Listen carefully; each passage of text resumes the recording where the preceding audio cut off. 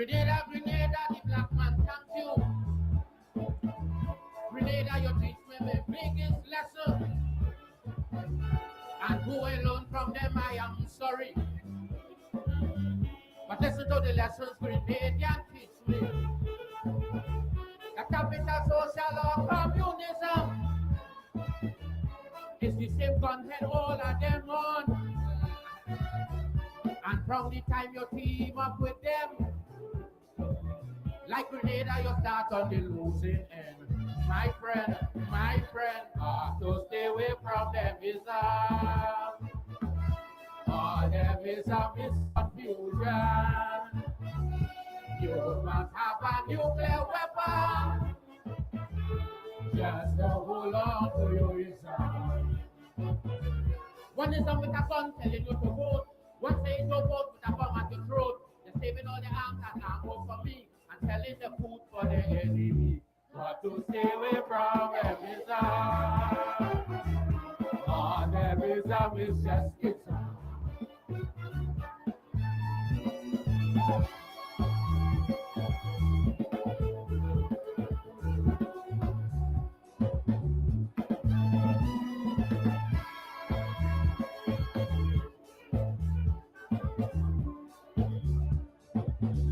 from the time you team with one of them is the first thing they're talking about is protection. Double tax of people pull your treasury. You got to maintain an efficient army. And too much pressure from the opposition.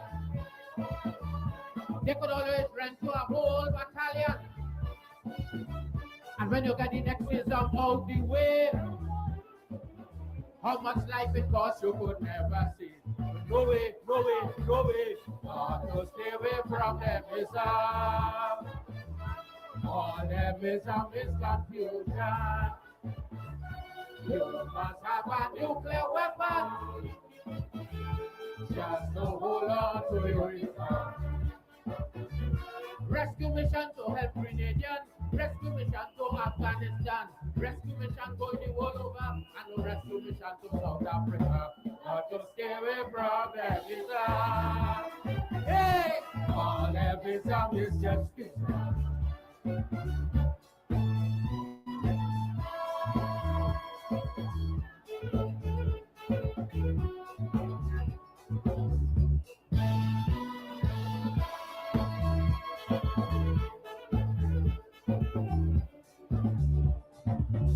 remember when Grenada had an issue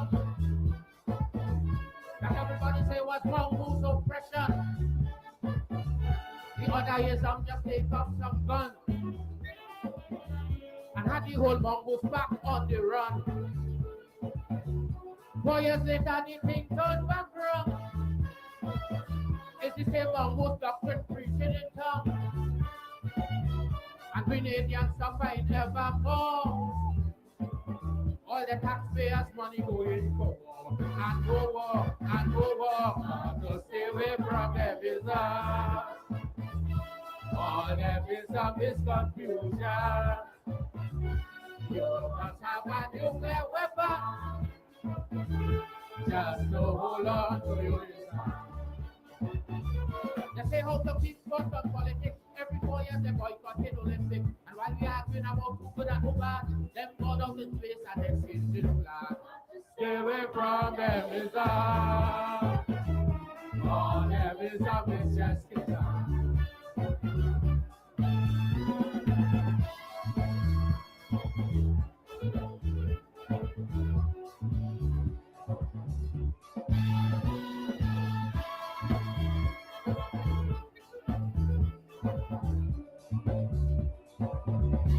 time is right now more than ever. For man to sit down and write the new order. The man would respect a man as a man. And not through color and superior weapon. But he must be righteous, equal and fair. And realize that the earth is for all to share. And to his fellow man always be true. But until until that day come here, what I could do. And you too, and you too.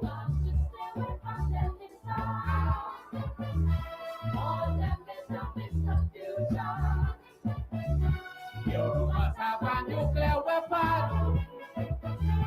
Just to hold on to it. And when you get the next system out the way, how much life it costs you could never see. But no way, no way, no way. Got to stay away from them is all them is confusion. You must have a nuclear weapon. Just to hold on to your rescue mission to help Grenadians, rescue mission to Afghanistan, rescue mission going the world over, and no rescue mission to South Africa. But to stay away from them is hey, all them is just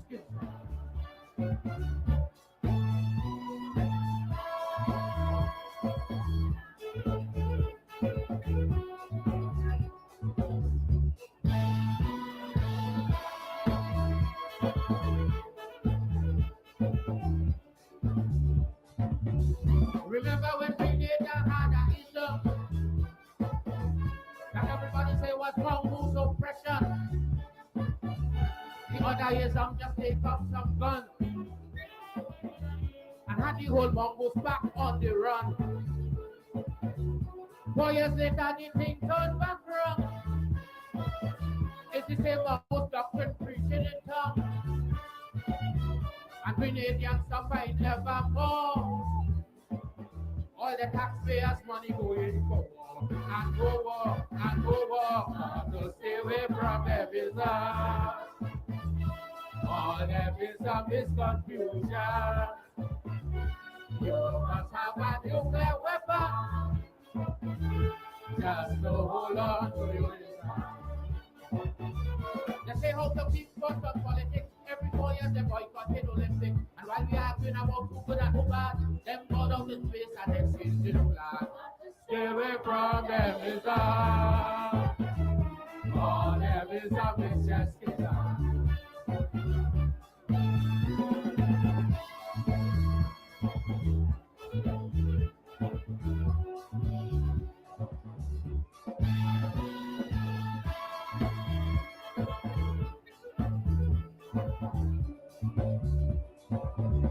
the time is right now more than ever. For man to sit down and write the new order. The man would respect a man as a man. And not true color and superior weapon. But he must be righteous, equal and fair. And realize that the earth is for all to share. And to his fellow man always be true. But until that day come here, what I could do. And you too, and you too.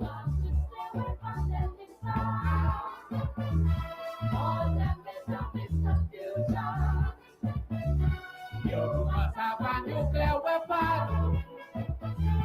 Just to hold on to it. US is the best one, is declare. The Eastern Committee, the next one declare. While we keep fighting, there is a war. We people say that is war and war.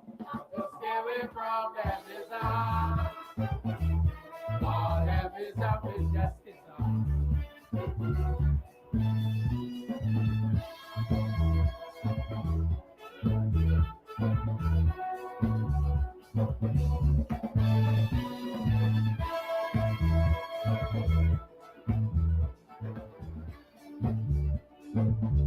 It's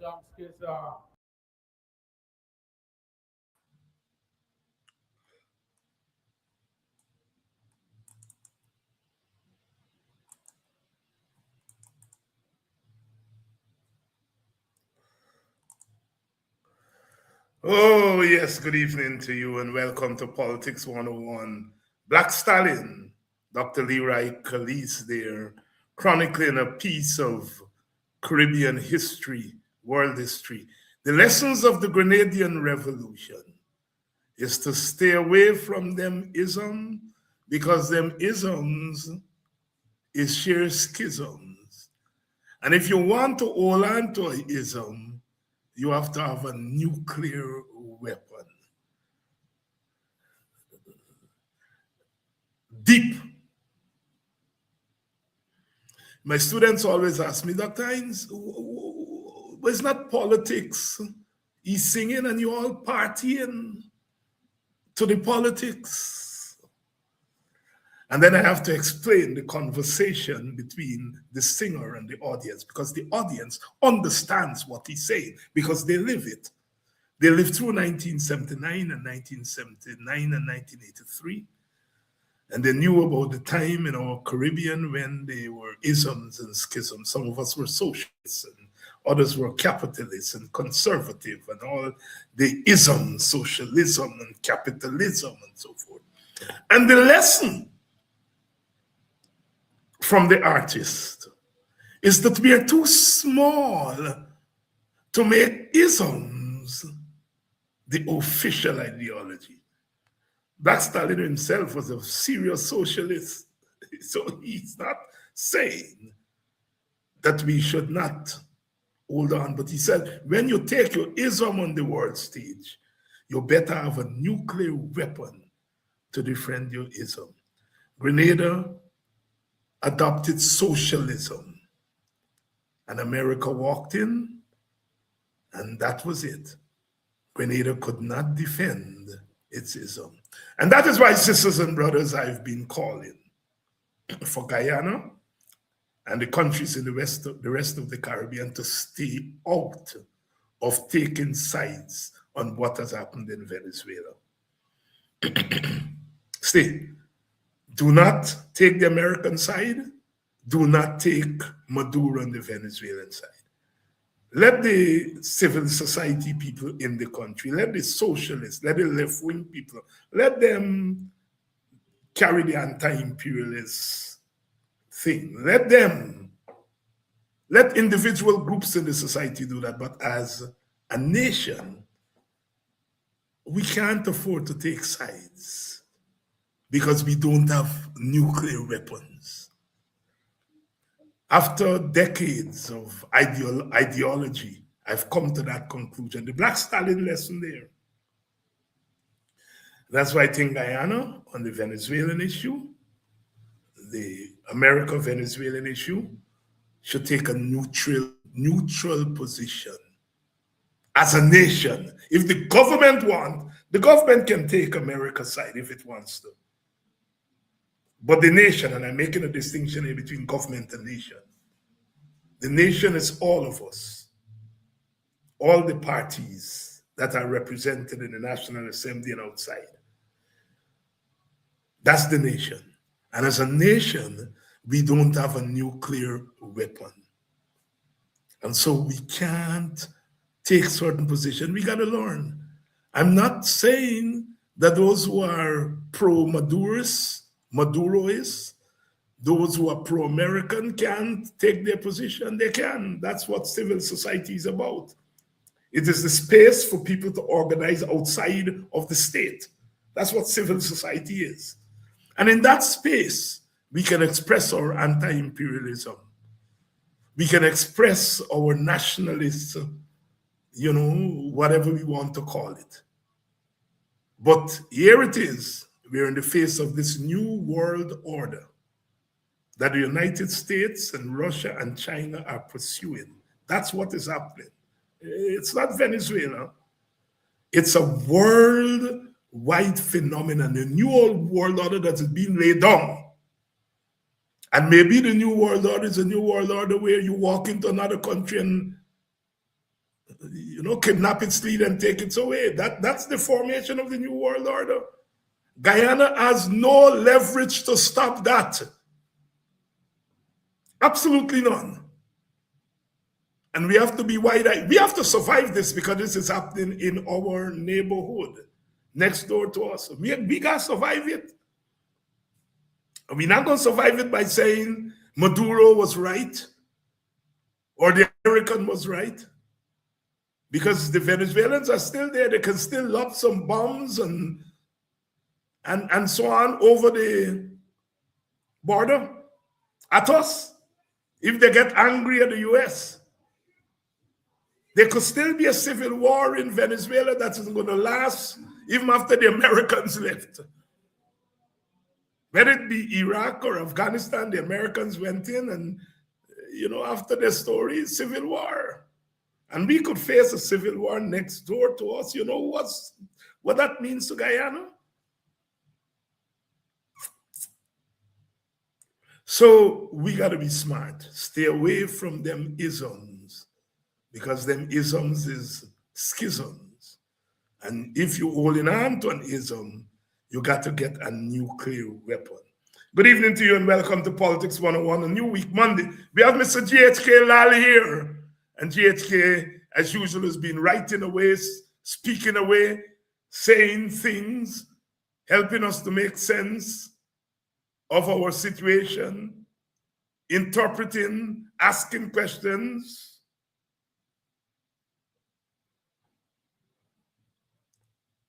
And for that, sometimes he gets beaten up upon.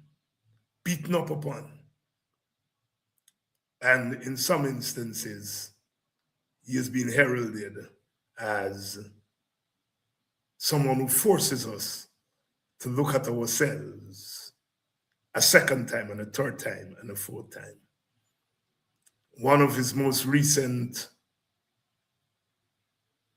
offerings was that the opposition is not doing enough. And so the government is getting away. And I want to talk to him about that because he's raised something very profound there. Of course, we're going to be talking about the American saga. And most importantly, we're going to be talking about the Americans' call for the government to install, or well, not install, but elect, for the parliament to elect an opposition leader. This morning, I think I was on Cans TV, and I was very clear in my mind. You got three opposition in a country like Guyana. You got the opposition, meaning the party is not in government. Then you got street force. And then you get the outside forces. And my reading of history, recent history and longer history, is that there are two forces that make this government react. That is street force and outside force. And I'm willing to bet my bottom dollar that now that the white people, three of them, Britain, Canada, and the Americans, and maybe the Europeans, now they say to the government, elect the opposition leader. I bet your bottom dollar the opposition leader going to be elected sooner rather than later. That's the real opposition.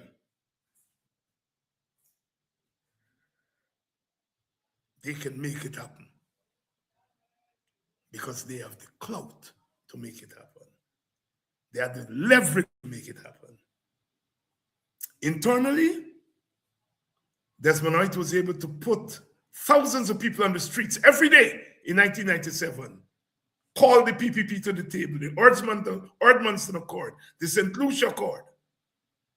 These public servants were able to strike and take to the streets in 1999, force the government to arbitration.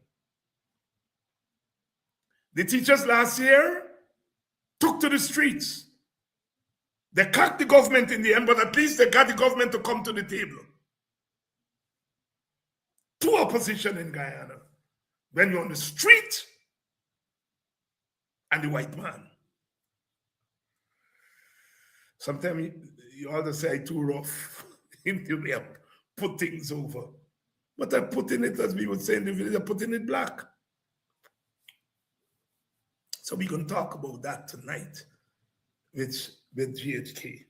As usual, the conversation is going to be different. Good evening to all of you. I'm seeing some of you all for the first time. Lynette Greenwood, my Congo partner, Congo Creole. Watching from what? Lynette, you're in Florida? You run away from the cold, girl? Hey, you're there, Florida. Okay. I think we're ready to roll. GHK is here. Brother Gabriel, GHK Lall. Good evening and Happy New Year. Good evening to you, David, and good evening, everyone. It's a pleasure to be here, and what should I say? Make the best of 2026. You're going to get much coming your way, but whatever you get, you've earned, and make the best out of it. You know, GHK,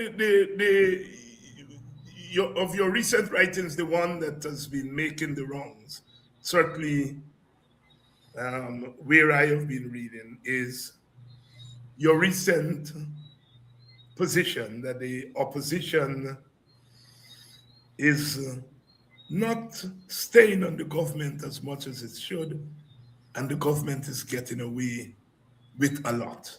Talk to us about the thinking behind that article, that position, and flesh it out for us. We can talk all we want, we can write all we want, and the government looks at it and smirks. It chuckles. It waves its hands in dismissal. We can go in Parliament and move motions. We can file petitions to the court. We can petition the courts. Good moves, necessary moves. We can go on Facebook and talk up a storm and have all these likes and whatever else. I don't know. I'm not on Facebook, not on social media. And those are good things. They are part of a continuum that brings awareness of what is happening. Awareness. But it does not, those three platforms, as necessary as they are, Parliament, the courts, and Facebook, they do not apply the required level degree of pressure to the government that makes it straightens out, makes government leaders straighten out and think of the people and respect where they are coming from. The one area that I believe, and I think it's pretty obvious, that the opposition has faltered terribly. 5 months almost going into the new government, is that it has not applied the kind of presence and pressure on the government to make it straighten out. One example, we have the president who on last New Year's Day 2025 said there'll be cash grants, and there'll be cash grants this year. That's last year. And he said it again in August 26 in Echoes. But he added the thing, but if you behave yourself. What utter trash. But regardless of that qualifier, if you behave yourself or not, mean vote for he. They're going to be a thing. Your holiday going to be nice. And then come October, November, December, and everybody went on the ground in the PPP government. And I say, people are hungry in this country, oil-rich country that makes headlines across the globe, across the investing globe, across the free enterprise globe. Why are people hungry in this country? Why are people living on one meal a day and some kind of scrappy meal? Why? The government said over the years, in the early years, well, we fighting inflation. Okay. Said cost of living? What are you talking about? What are you talking about? Look at all these relief measures that we have introduced. Fuel subsidy and electricity subsidy and so forth. But at the end of the day, people can't buy bread. They can't make enough roti. They ain't got enough rice and black eye and pigeon peas and dal. And if they can't have those basics, we are not talking about salmon. We are not talking about imported food here. And if people cannot buy, they're feeling the squeeze and they're feeling the pressure, where is the damn opposition? And that includes you, Dr. Hines, and you know it. Facebook is good. The message reaches a lot. As one politician that I respect, or an opposition politician, said to me recently, politics in Guyana is digitalized. And he's right. He's right. But at the end of the day, after all of that, Facebook, Instagram, whatever, you help me here, Dr. Hines. At the end of the day, there's nothing that can compare to the pressure that can be brought to bear on a government that is stubborn, that is unhearing, that is unlistening, that is uncaring. That's where I am. That was part of the thinking that drove that. Parliament is wonderful, but the government has 7 seats. When it had 1 seat, it did what it did. PAC and quorum and changing rules and who didn't turn up and who's got conflicts of time. And so they did all kinds of things there. Parliament now, there are 7 seats, 7-seat majority. And you are so insecure that you can't even, after November 3rd, 4th, you can't keep that going and let us get to the leader of the opposition instead of these shenanigans and skullduggeries with the courts and trying to expedite that and stretch this out. But we'll come to that. So Parliament is there, and as far as I'm concerned, Parliament is a pawn. And the Speaker of the National Assembly, the Honorable Speaker, well, he's in a class by himself, isn't he?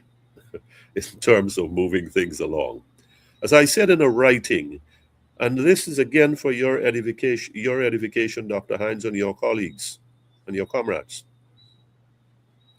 If there was a hesitation for a moment of silence and condolence for Ariana's young passing, then what can we get done in that place? What can appeal to a simple, honest citizen that there is what is looking after the rights of the people in this country, that there is representation that is respected? So Parliament is there. It's there and it speaks for itself. It's in our faces. The courts, yes, sir. Resort to the courts. I agree with that. But the courts also is a little bit of a minefield in terms that swaths of the court, segments of the court, are, in my opinion, my thinking, my studies, it's in the control of the government. And people are just waiting to jump and say, just tell us what you know, like what happens in Parliament. Just tell us where you expect us to come out, and they'll craft things around that. So you've got Parliament and its limitations and the court and its limitations, which is more of a roll of the dice. And then you've got Facebook, where you're sitting down and talking to people and saying A, B, C on whatever the issues. This is where we stand. This is what the government should be doing. And then that's it. That message goes out and it's shared and forwarded and whatever is done. I get some of them on, every now and again. Here's my point. What happened to the people, the street force, the people power, that is so necessary, so vital, so imperative, so much sought after before elections and up to elections? What happened to them afterwards? They ain't got no muscle power. They ain't got no interest. They ain't got no engagement in the issues that mean something to them. And I deliberately selected among other things, the cash grant. $100,000 may not be $100,000 may not be much for many people, but it's a little something. And the fact that you do that, and then you make a joke out of it, and then you string the people along. In some early in December, you come and say, "Oh, you're going to have one, but it's going to be in January." It's not going to be in January. In the middle of January, we can't even get Parliament started yet. And so when that budget process winds its way through all the nooks and crannies, you're talking about the end of March. In the meantime, Dr. Hines and our listeners, my sisters and brothers, we've got people out there. We've got brothers and sisters. We've got neighbors and cousins. We've got friends and strangers across the demographic of this country who are struggling. In this oil-rich country, that is not an irony. That's a tragedy. The government used to deny that there's a cost of living problem. Then why the hell are you moving to get cash grant before and cash grant now? Why? Because it's you're admitting that the people they're bad, and this can tie them over for a little while. Dependency and all of that business. This is going to tie them over, and we could always say, remember who gave the money, right? I sum all of this up for you now, Dr. Hines. If there ever was a bread and butter issue, a lunchbox issue, that cash grant is one that should have seen y'all there all over the road in a disciplined, peaceful, constructive representation, protest, pressure, whatever you want to call it. Again, for the last time, Parliament, courts, 3, Facebook, social media, wonderful. You got to exhaust those avenues. But you, sometime or the other, you got to get out there. You got to get out there and press the flesh and have your feet on the ground and feel the pulse of the people and have that going somewhere in the direction of the government and say, we can't take this thing no more. Not when you share out the money between yourself. Not when we there here and we and we children hungry and I got to struggle for my clothes and we ain't talking about holiday. We're talking day to day. And that's why I say that's the thinking, and that's part of the thinking behind why the opposition should be a little less placid and a bit more present in the public space. Why do you imagine, GHK, we've had this conversation before the election. Mr. Norton said that he was not going to engage in a certain kind of protest, and he gave his reasons why. We've had the election, and now, in a sense, we have a divided opposition. A new political party that has stormed the doors and has 16 seats and is now the official opposition, leader of the opposition. And then we have the old party, which has been relegated to third.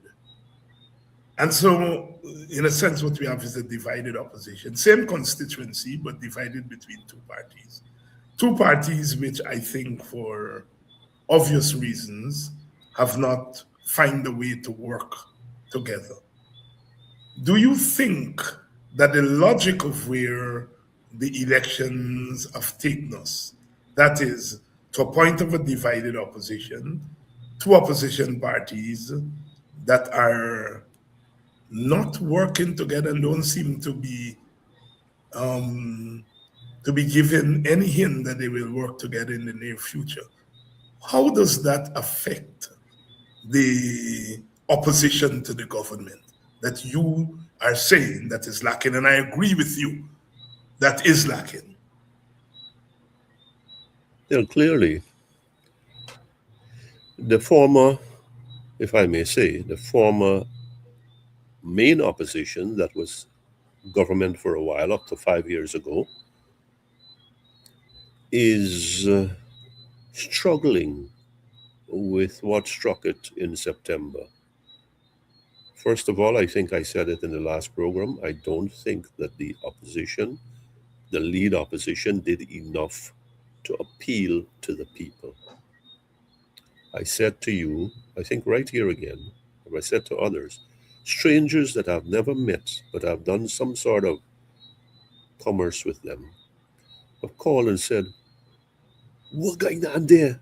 And what is who gonna come out and blah blah blah. And it was rage. And I said this thing ain't looking good.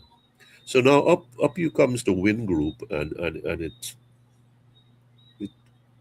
gains what it gains, and we call it all kinds of things, earthquake, seismic shift. So there is my sense, and I think others agree with this, the Win group has to do a lot to show that it is a wide thinking, wide lens opposition. It's new to this game, to this reality.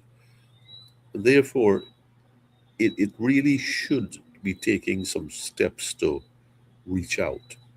On the other hand, having said that, the PNC, APNU, has to has to find a way to stop looking at Win as their main problem. The main problem is not Win because of what the results were. The main problem is this behemoth that is called the PPP government that stands there, astrides us, over us, and walks all over us. The objective has got to be single minded. We are going to have to make some sacrifices. Do I see this happening? Not quite and not quickly. So let's be realistic here. Let's be practical. Let's be practical, please. Maybe I'm being too optimistic, but no, I'm putting it on the table before everybody. Let's be practical. Can the two main opposition parties work together? I think it would be for the better of Guyana if they can, if they try and genuinely try. If they don't, for whatever reason, you take away my people, my votes, or we are the new kid on the block and we have earned it, then we walk right into the jaws of the PPP and they'll devour us. They'll devour both parties. Divided, you go back to the Bible. Divided, you get eaten up. And that's what has to be guarded against. And I don't think that a good start has been made in terms of the cohesion, the cooperation, the give and take. This country got give and take, Dr. Hines. It ain't got give and take in the politics. And as a political scholar, you should know. You should know. I mean, I am an amateur nobody. You should know that one of the central planks of politics is cooperation towards consensus. It's finding a way, carving out a way when there's nothing there, to find some sliver of common ground on which there can be the beginning of an agreement. Look at our phrase now. Some sliver of a common ground that there can be the beginning, not the actual movement, but you start thinking, this thing got some potential. We need to get there. We need to have that maturity and that statesmanship, that, to use your word from the introduction, that national idea, national light in our head. If it's about me, we done. If it's about you, young guy, no way. Good. So let's get that straight. If it's about the people out there that we care about, because we know they're hurting, and we know a cash grant, whatever the number, it can only hold them for so long. And we care about these people because now we not only have the assets, we have the intake from the assets. And as low as they are, or as paltry as they are, 2% or whatever, there is enough for government to do more than it has done. Let me say this to you. It's been 5 months almost, since President Ali has been back at the helm. But instead of looking at this as 5 months, let's look at this as 5.5 months, 5.5 years.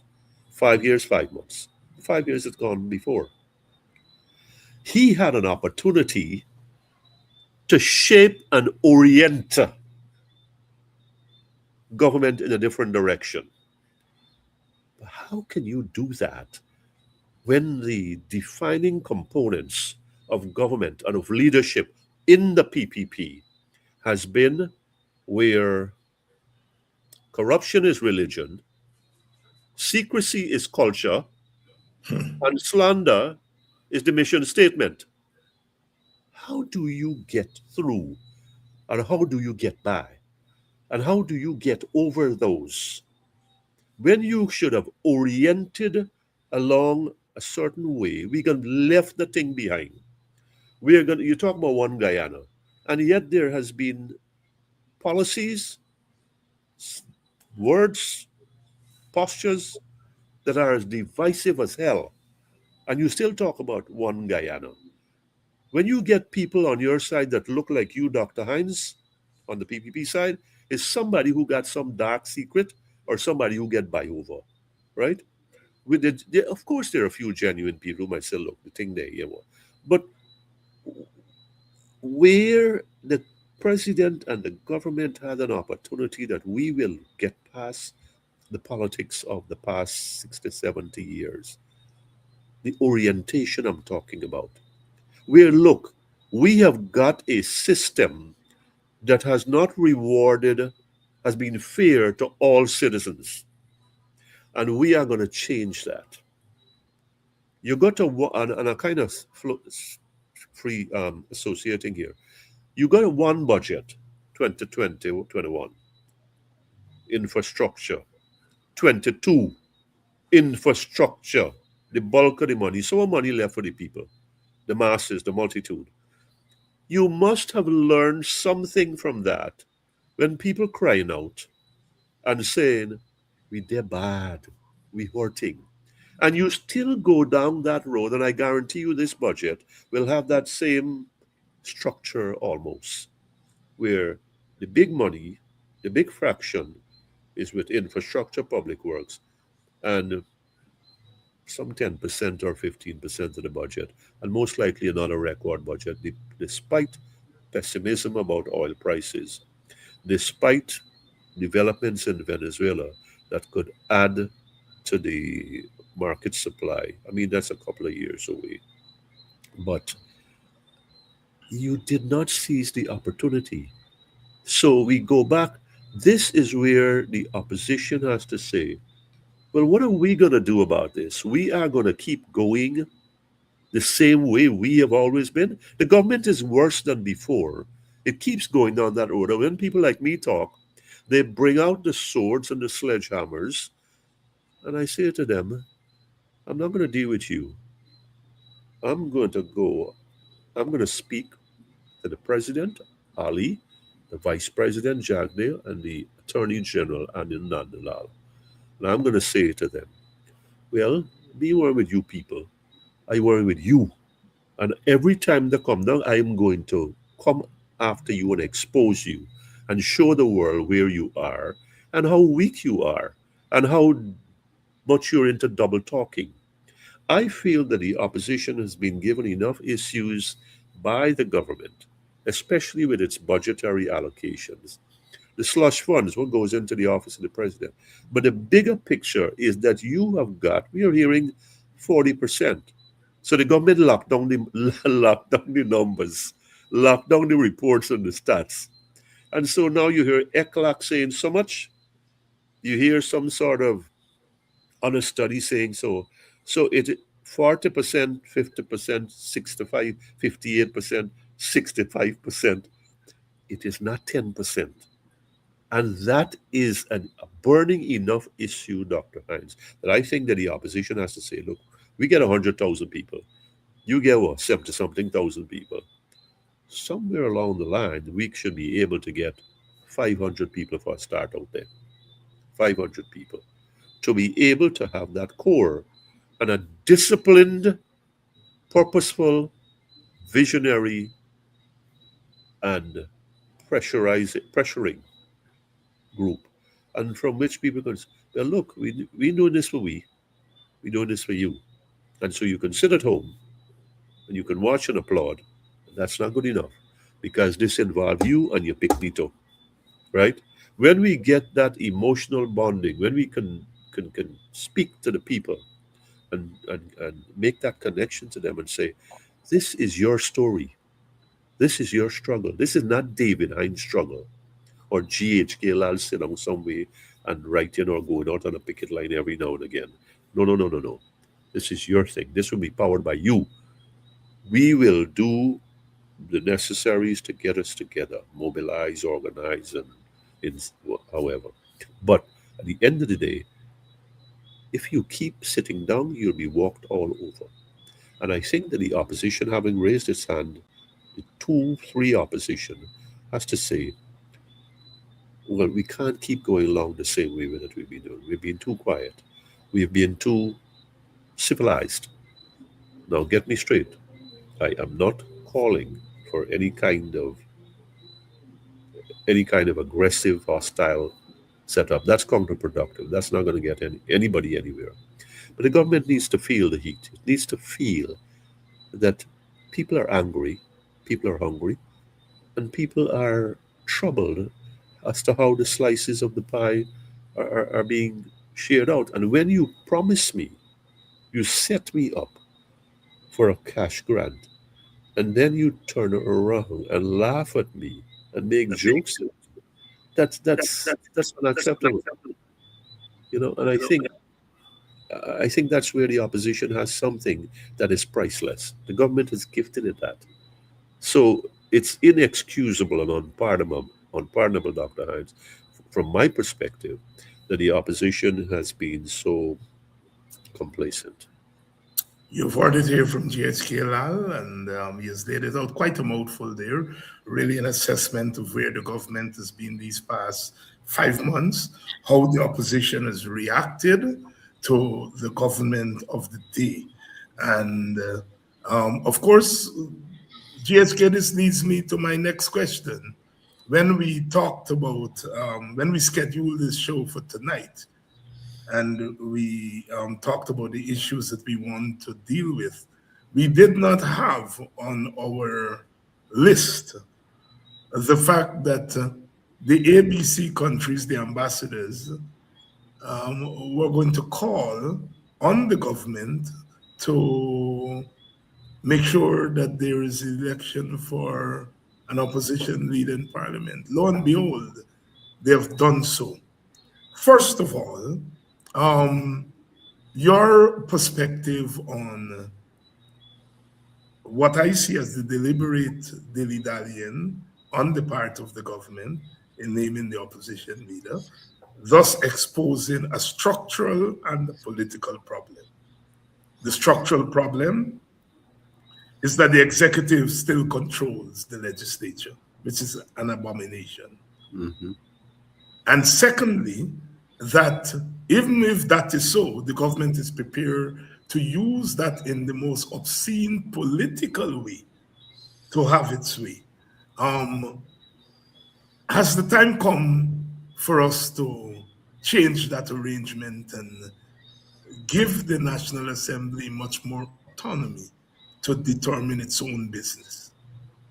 Well, absolutely. And I mean, that's overdue. The time hasn't come. The time is way well past.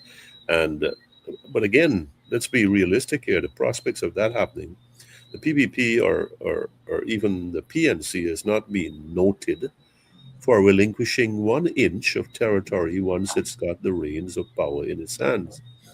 And if we talk about, listen, this is your language.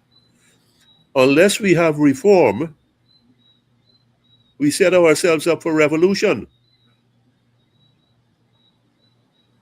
Reform thwarts, holds off, neutralizes revolution, genuine reform, meaningful reform.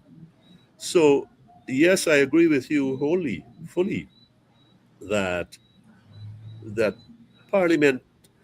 I mean, Parliament is a joke. I mean, I know you're an MP now, Dr. Hines, but I can't put That doesn't mean that it's not a joke. My presence here does not take away the jokiness. I am right.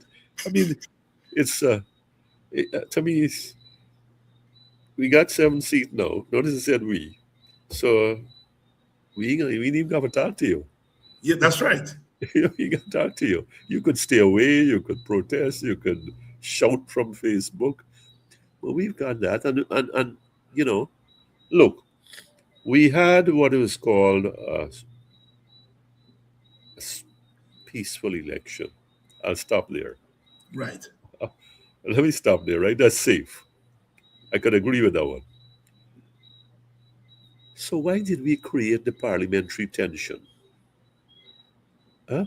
We didn't have any post-election tensions. It's like we missed the thing.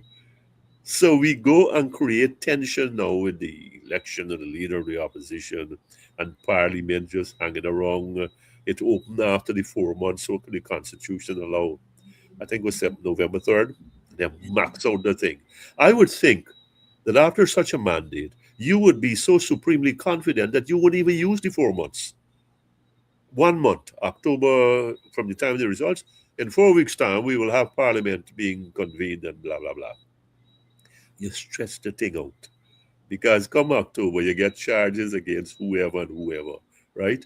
And now you got this whole business about extradition and lead and stigma if the opposition leader is so and so and thing. But here's this. I want to go to that point that you definitely we need to have a distinctive separation between where the executive is and the legislature is. I think Trinidad next door gives us a little glimpse of that.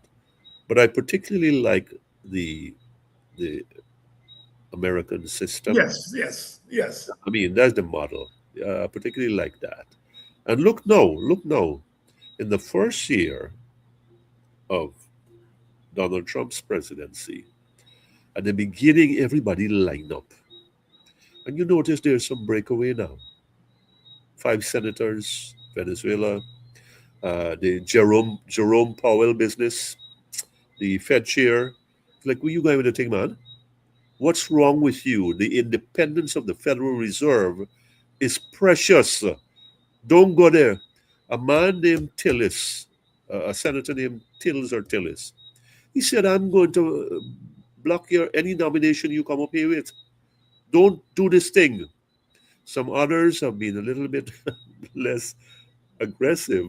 But the fact is, you could tell me you're going to campaign against me, you're going to sabotage me or what, but I'm going to stand up for the truth and the light for this one moment because that's what the system expects of me, and that is our heritage.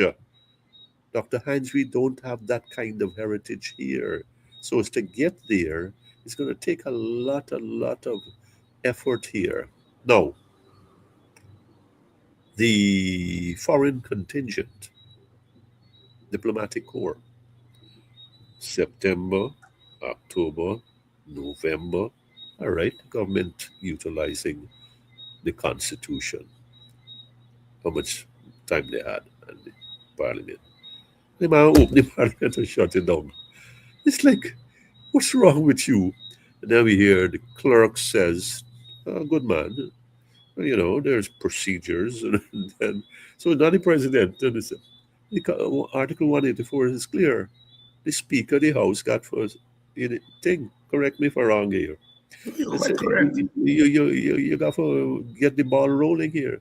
I hear the Speaker went on holiday and then they're wrong and well, if we're serious, if we are honest, Dr. Hines, about democracy, then we do not need A, B, C, E, D, and F come and tell we, hey man, you get the thing going. We don't need that. But now let me go backwards before I go forward. The diplomatic corps, this is about interests.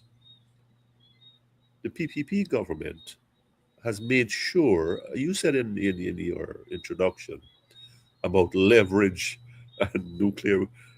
PPP government has gone overboard in terms of its subservience to the American oil interests in this country. Subservience, self-subjugation to the American oil interests. And that is, you can't do wrong there. So that is why these banners that are coming out here now, these excellencies, if you don't mind, that are coming out now in January and tell us, well, Parliament has got to be convened. I'd be rather surprised if it didn't happen. And it's going to happen soon. And parliamentary democracy. Good, good, good. We have been all the time. You got all this influence over the PPP, over the politics of this country. I think there should have been conversations behind the scenes and say, you got to move this thing. If you don't move this thing, we go out on top. Because it's not that they're squeamish or, you're going to set a precedent. They've been in our politics forever.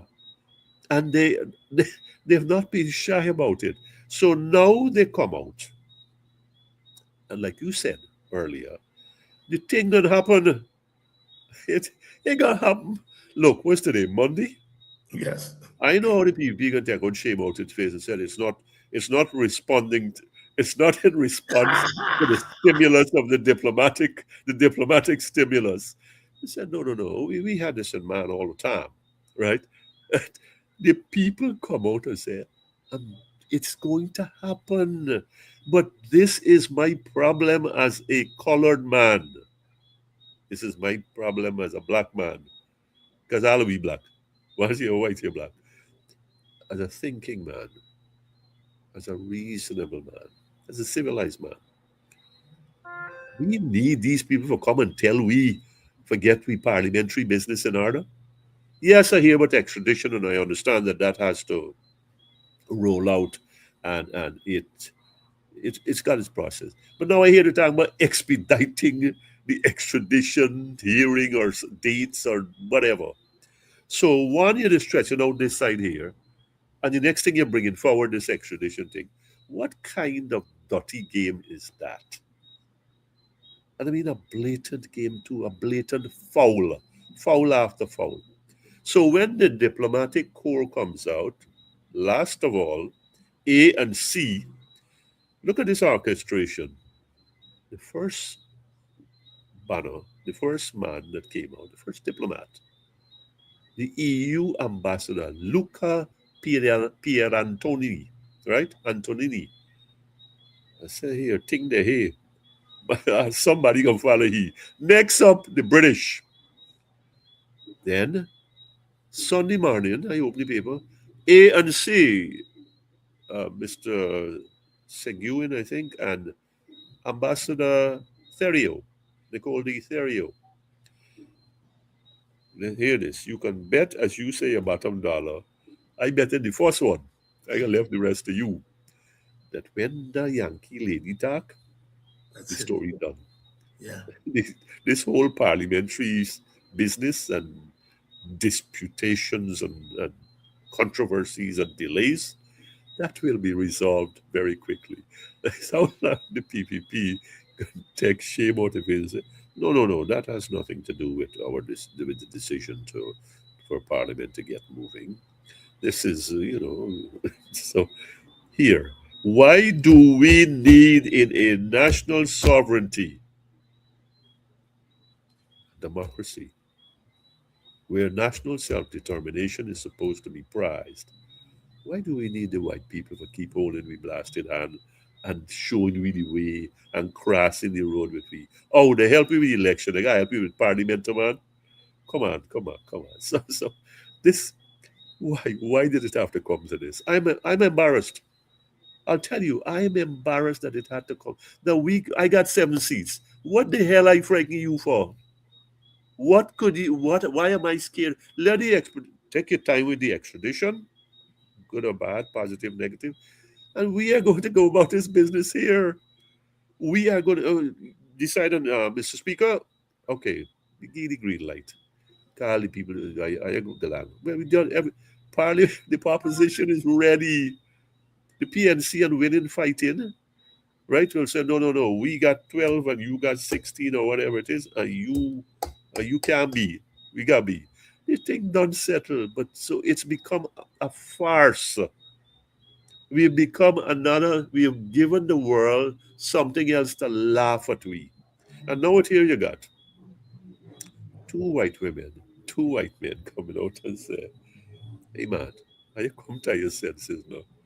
Are you sort out this thing in Parliament? Look, if it wasn't so painful to me, it would be humorous. But it can't be humorous when our systems are hijacked, our processes are stalled, and the president making speech. But that's absolutely ridiculous. That's not my business. But then tell the speaker who is his creation, his party's creation, needs to get to understand what this is doing to our parliament. No, here's this thing, Dr. Hines. With Parliament starting off on what you call it, the back foot or the wrong foot, Mhm. how this thing gonna progress? We got pure squabbles all the time. Does it even make sense anymore? Yes, we need that, and we need the courts, and we need Facebook, but we need at the end of the day, we need.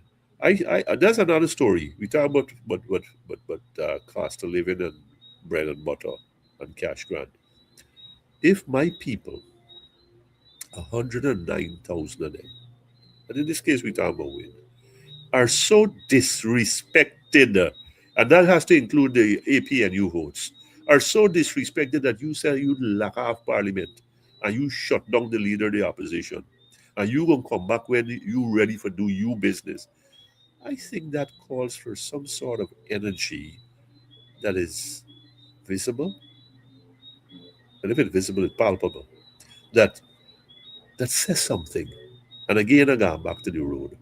Again, I gone back to the road. Because if there is one thing that the PPP respects, no one other thing about the police lacking up this, and one thing that they respect when people go on go on the road because they want to, well, if you got 50 today, if you got 500 today, what's going to happen tomorrow? No. I like the idea when Dr. Terence Campbell came and said, and I correct me again here, but I'm pretty sure he did say this cash grant thing is, call for some protests.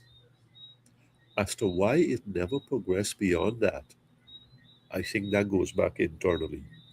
And that is another embarrassment, right? That, well, if not this, then what? Then what are we going to raise our voices about? What are we going to take a stand about? And, you're creating more disillusionment in the population. If this is money for them and they get a shaft, and we can't go and they can't give a hour or a half day or whatever, then what is going to light the fire on the people? Yeah, yeah, yeah, yeah. And I This think is that not point you this is make, not about government and opposition. This is right, some right, right. I think that point you make there, it's the opposition and its own supporters. Is there a conversation going on? Are they Claro. talking past each other? Um, those are issues that have to be dealt with. GHK, the Americans have done their thing in Venezuela, and we're living the aftermath of that. Or some would say it's not the aftermath. We're still live when it comes to that. With where does Guyana stand in all of this? Where should Guyana be standing in relation to the American Venezuelan saga? You really want to know that? If Yes. you really know that, you gotta go back to Arizona. Is Arizona now? And I gotta go back to New York, right? All right. Hear the story.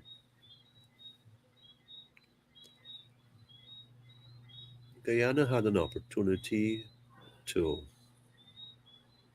be here. I don't have any use for Maduro, and I don't think many Guyanese do.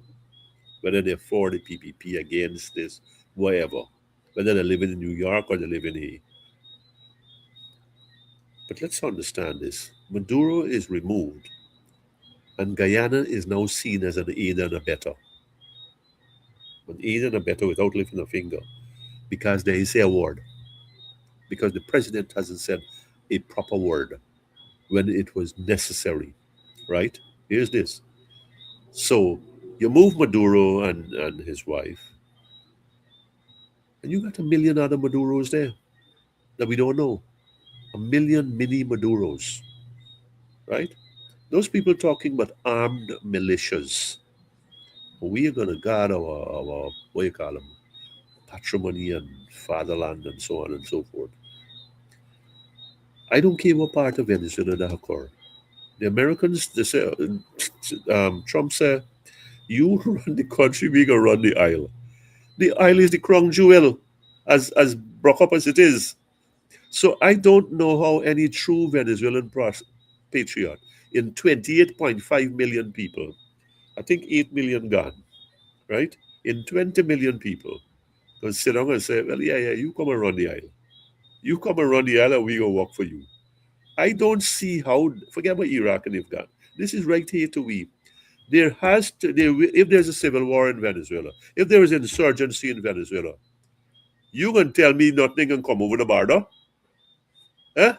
Even if is people running away, not combatants. Even Dr. Hines, if it is villagers and peons and campesinos running across that border just for out of fear, not for doing the wrong thing here, out of safety concerns, we are going to be impacted not for the better, for the worse. And here's the problem. We're talking about people in taking people from other places. We can't feed our own people. I got a problem there. How we can deal with this influx, whatever, however it come about? I I want to go someplace where I don't think you may want me to go, but not that you disagree. You want regime change. Let me go back, what is that, 50, 70 years? 70 years ago. Mossadegh, Tehran.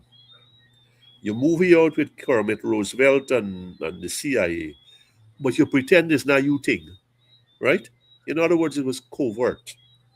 You come down to Allende and you use ITT and Pepsi, and you knock it out, right? Look what Pinochet do. Arbenz before and United Fruit, the guy exile here, don't forget. We got nuclear weapons and that, but they were always covert, and there was a sense of we could disown this thing.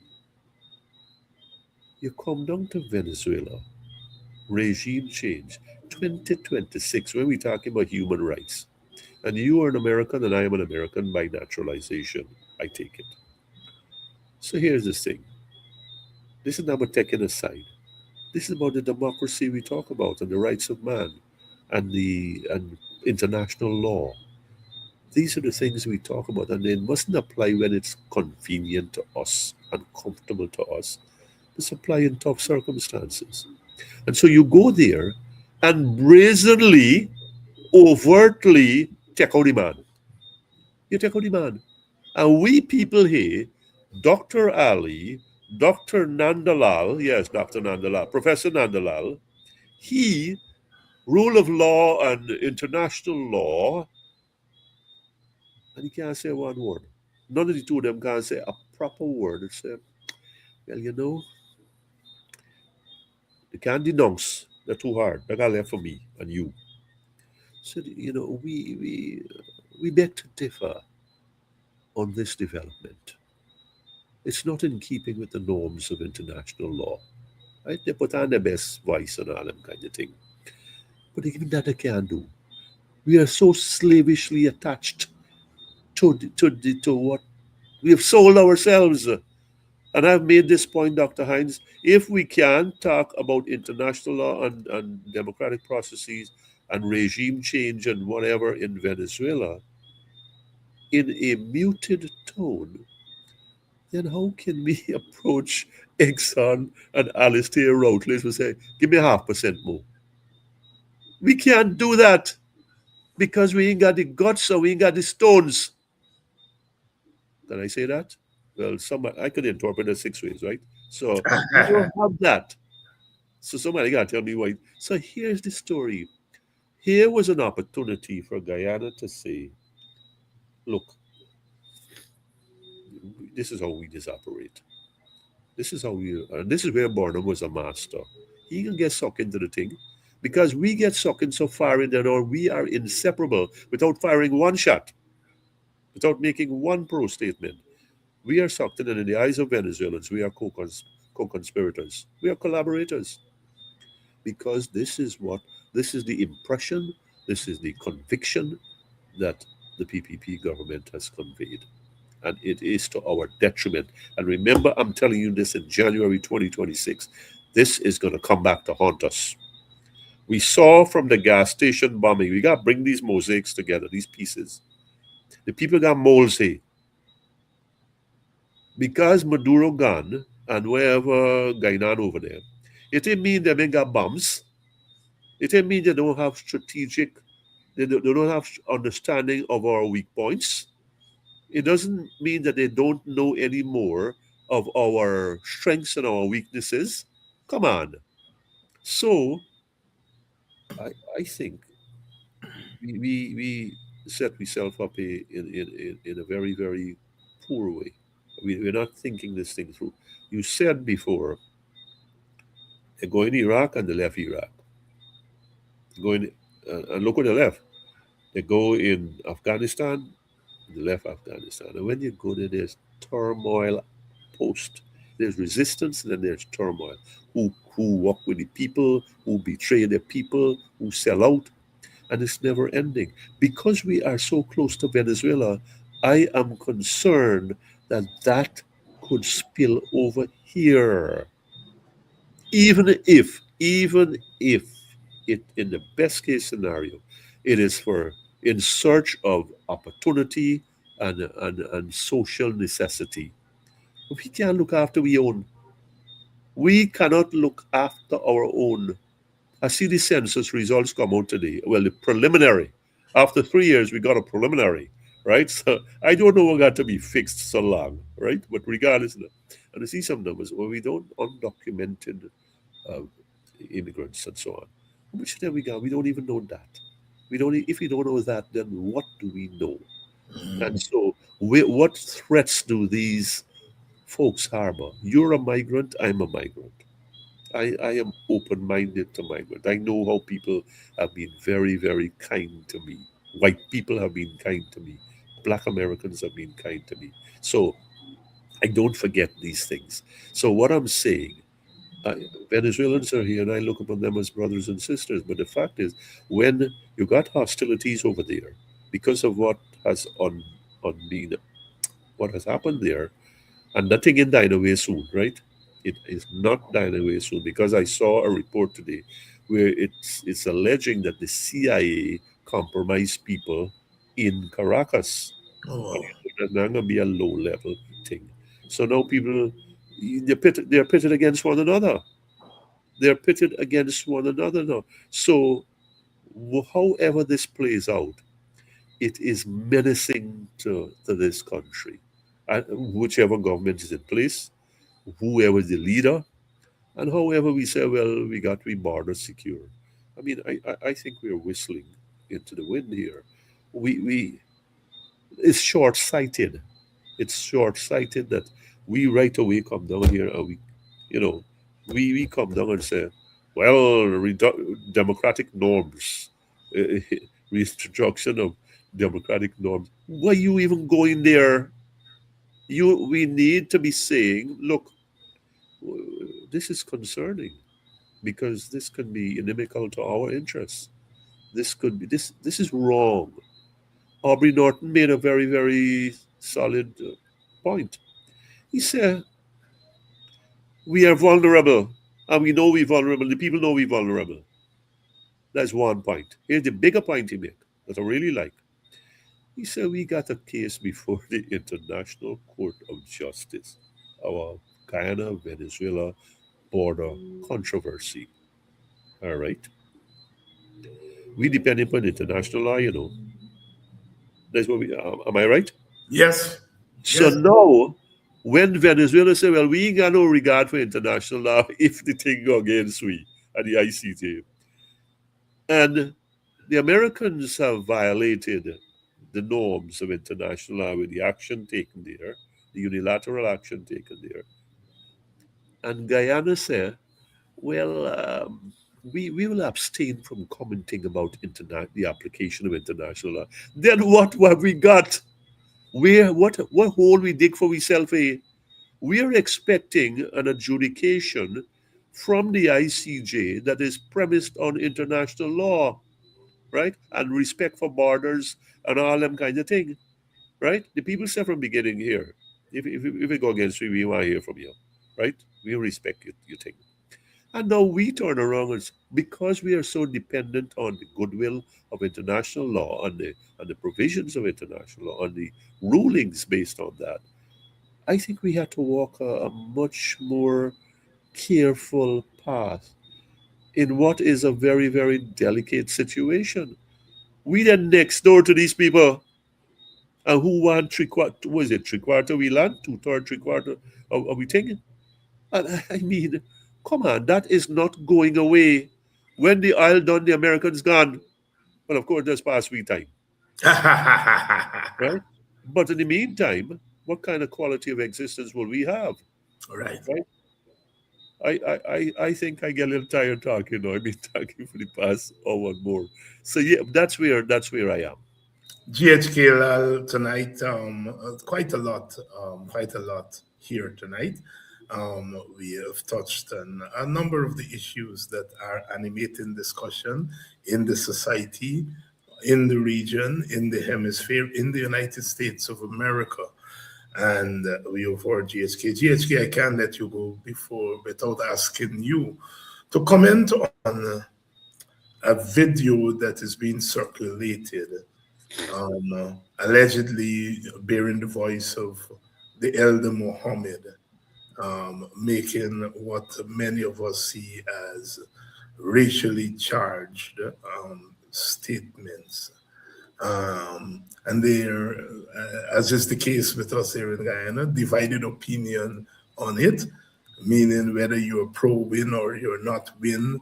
It was the PPP who pushed the video, the PPP itself, which has been the victim of such charges. We only have to go back to Nanlal making the statement about proud old slaves, and he did apologize, but after some resist, did so after some resistance. Here again, we have an Indo-Guyanese man apparently making insensitive statements. Talk to us about your thoughts on that. Well, I happen to know Mr. Mohammed Elder for 3 years through the Gold Board. We had meetings always on the premises, never outside of there. And I thought of him as whatever else he was or is, as a man with his feet on the ground, a decent Guyanese, a man who's been to Mecca 3 times. He told me that. We would talk about these things, off the record, Mecca and the Hajj. And I would talk to him about the church and, about my belief in certain things and my disagreement with certain things that happen in my church, at the Vatican level. So there's a maturity about the Elder Muhammad. So if this is a fix to them and it sticks, this video, whatever it is, racist racial statements, bigoted statements, prejudice, then what? Who am I? What is he? If it is not rejected by him and saying it's fake news or AI or whatever, and it can stick there, then it's bad because here, of the 109,000 people who voted for Win for his son, I think it's reasonable to say that a great number of those were Afro Guyanese. So then now if you turn around now and you bite the hand that has you where you are. in terms of a parliamentary presence. And I'm saying that, I mean, this is the Elder Muhammad. He's not Yes. in parliamentary space.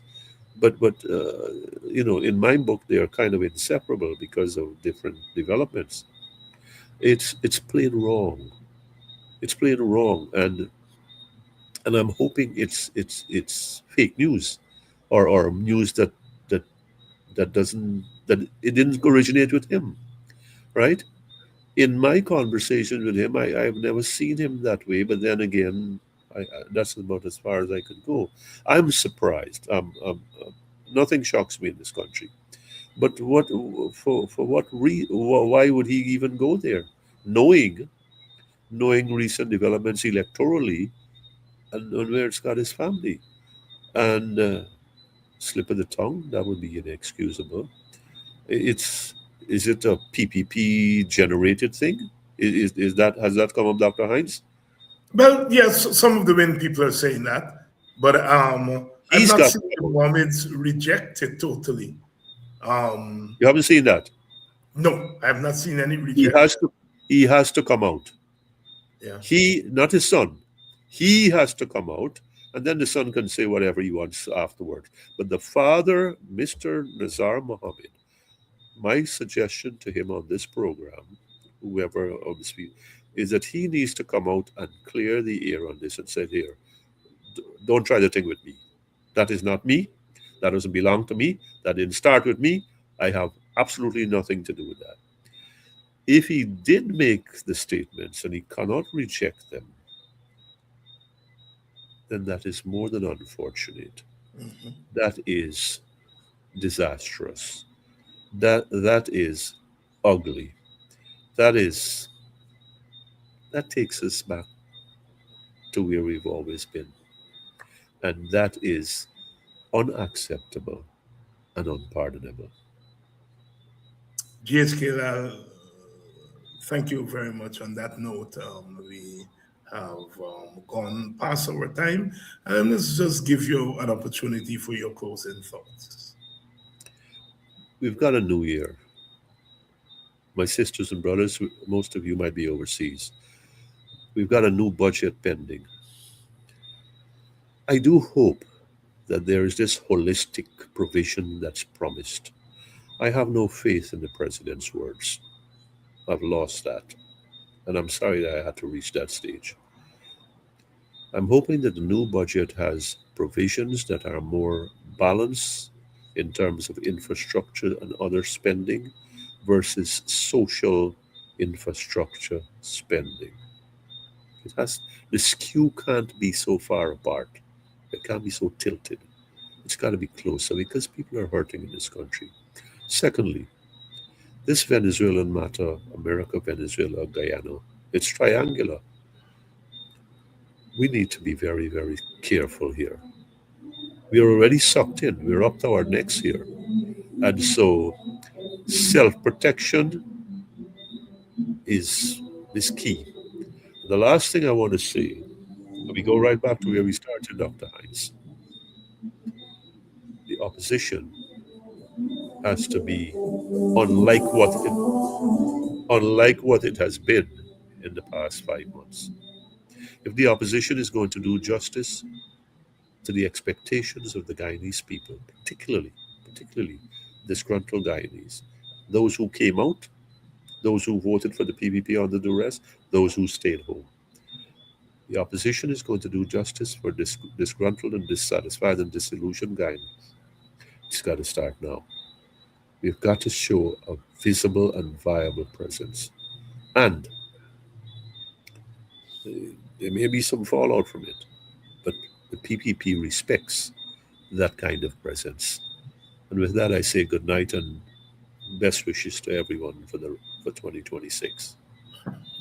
Good night to you, and thank you, Jules and my brother, Thank for you. coming on to the program and shining new light and brighter light on the issues and the conditions that we are dealing with in our country. Thank you very much.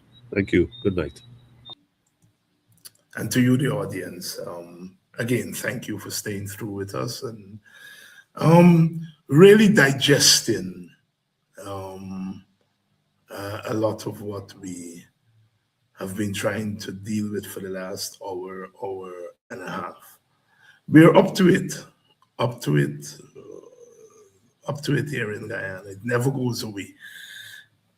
We have to find ways to work something out. Clearly, the fact that we have a divided opposition is having an impact on opposition politics. But we, the people, also have to take responsibility.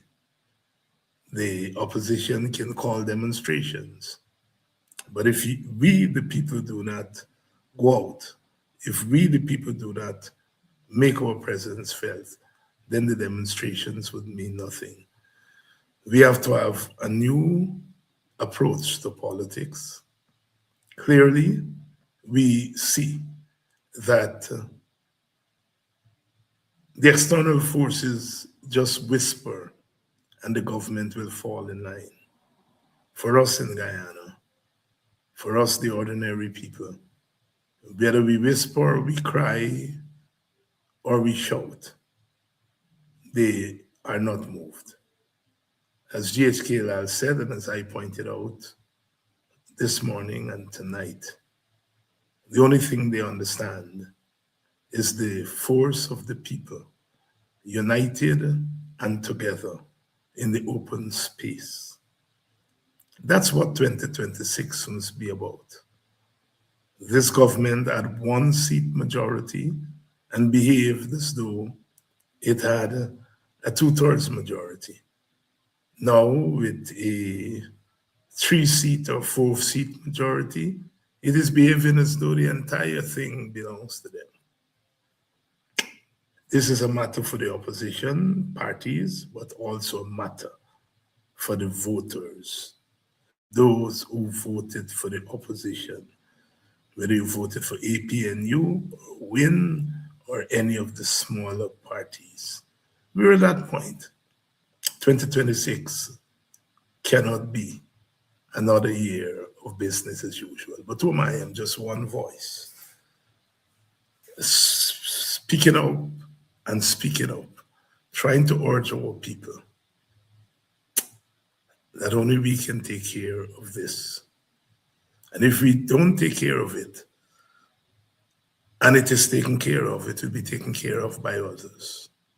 And as my brother, leader, Walter Rodney used to say, if somebody gives you freedom, they can come tomorrow and say, give me back my freedom. But if you fight for your freedom and you win it, then you cherish it more. We're going to be back tomorrow night for another edition of Politics 101. In the meantime, keep the faith and keep the struggle.